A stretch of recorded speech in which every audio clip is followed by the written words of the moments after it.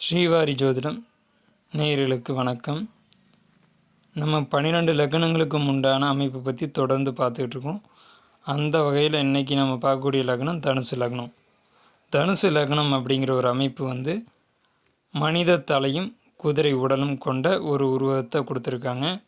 இது என்ன சொல்ல வருது அப்படின்னு பார்த்தீங்கன்னா, மனிதனுடைய அறிவும் குதிரையினுடைய ஆற்றலும் கொண்ட ஒரு அமைப்புள்ள லக்னத்தில் பிறக்கக்கூடியவங்க அப்படின்றத சொல்லுது.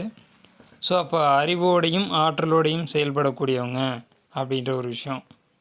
இவங்களுக்கு யோகாதிபதிகளான குரு, செவ்வாய், சூரியன் இவர்கள் எப்படி இருக்கணும் அப்படிங்கிறது தான் நம்ம இந்த வீடியோவில் பார்க்குறோம். அதுக்கு முன்னாடி ஒரு சில விஷயங்கள் நம்ம பார்க்கணும். 2ஆம் வீட்டு அதிபதியாக சனி வர்றாங்க, 3ஆம் வீட்டு அதிபதியும் சனி. 2ஆம் வீட்டு அதிபதியாக சனி வர்றதுனால இவங்க அதிகமான செலவினங்கள் எதுவும் ஏற்படுத்திக்கிறது இல்லை, செலவுகளை கட்டுப்படுத்திக்கிறாங்க. 3ஆம் அதிபதியாக சனி வர்றதுனால முயற்சிகள் அதிகமாக எடுக்கக்கூடிய ஆட்களாக இவங்க இருக்காங்க. 9ஆம் அதிபதியாக சூரியன் வர்றதுனால இவங்க வளர்ச்சிக்கு தந்தையினுடைய உதவி அப்படிங்கிறது அதிகமாகவே இருக்கும். இப்போது முதல் தரமான லக்னாதிபதி குரு தான் அந்த லக்னத்துக்கு. ஏன்னா அவர் லக்னத்துக்கும் 4ஆம் இடத்துக்கு மட்டுமே ஆதிபத்தியம் வாங்குகிறாங்க. அப்போ லக்னம் 4ஆம் இடம்ன்ற சுப வீடுகளுக்கு மட்டும் ஆதிபத்தியம் ஆகிறதுனால இவர் முழு சுபராக வர்றாங்க. இதில் லக்னத்தில் அமர்வது சிறப்பா இல்லை 4ஆம் இடத்தில் அமர்வது சிறப்பா, ஆட்சி பலத்தில் அமர்வது சிறப்பானா, 2 வீடும் ஆட்சி வீடு தான். ஆனால் லக்னத்தை காட்டிலும் 4ஆம் வீட்டில் ஆட்சி பலம் பெறுவது தான் சிறப்பு. ஏன்னா 4ஆம் வீட்டில் ஆட்சி பலம் பெறும்போது அம்சயோகம் அப்படின்ற ஒரு அமைப்பு கிடைக்கிது.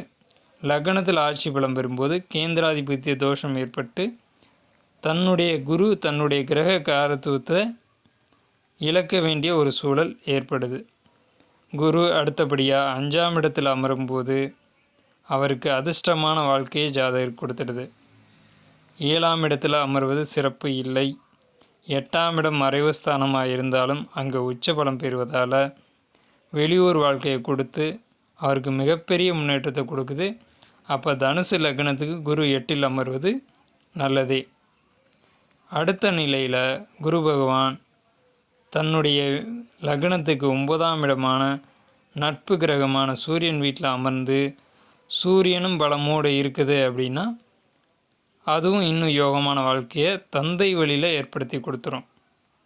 இவருக்கு தேவையான எல்லா யோகங்களையும் தந்தையை ஏற்படுத்தி கொடுத்துருவார். பூர்வீக சொத்துக்கள்லேருந்து எல்லா விஷயங்களுமே தந்தை வழியிலேருந்து கொடுக்கும். ஸோ இந்த வீடுகளில் அமர்வது அப்படிங்கிறது தான் ரொம்ப பெரிய சிறப்பு.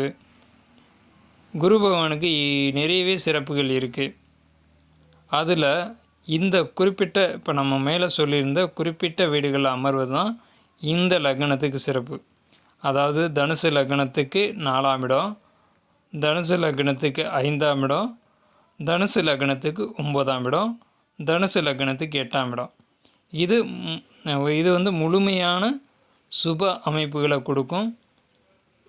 இது முழுமையான ஒரு நல்ல ஒரு வாழ்க்கையை வாழ்கிறதுக்கான ஒரு அமைப்பை ஏற்படுத்தி கொடுக்கும் தனுசு லக்னத்துக்கு. மற்ற இடங்களில் அமர்வது சற்று கடினமான உழைப்புகளுக்கு பிறகு முன்னேறக்கூடிய ஒரு அமைப்புகளை இந்த லக்னத்துக்கு கொடுக்கும்.